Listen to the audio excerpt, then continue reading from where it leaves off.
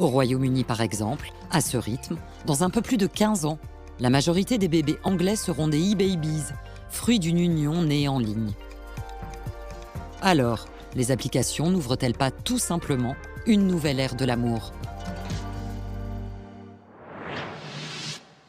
Et pour en débattre, j'ai le plaisir de recevoir Marie Bergström. Vous êtes sociologue suédoise, vous êtes actuellement basée à Paris, vous êtes chercheuse pour l'INED. Bienvenue à vous.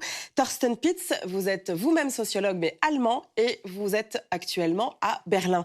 Première question peut-être, Marie Bergström. Qu'est-ce qu'ont changé ces applications dans les modalités en fait de la rencontre selon vous ?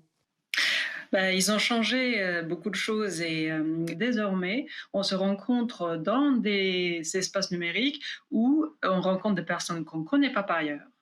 On ne va pas forcément revoir si on ne le veut pas.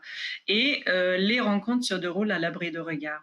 Donc, il y a une forme de insularité de ces espaces, il y a une forme de dissociation entre les lieux de rencontre d'une part et les lieux de vie ordinaires d'autre part. Et ça, c'est vraiment nouveau parce que jusqu'ici, il n'y a jamais eu de lieu spécifique dédié à la rencontre. On se rencontrait au travail, sur le lieu d'études, lors des loisirs. C'était sociabilité et rencontre, c'était la même chose, un peu les mêmes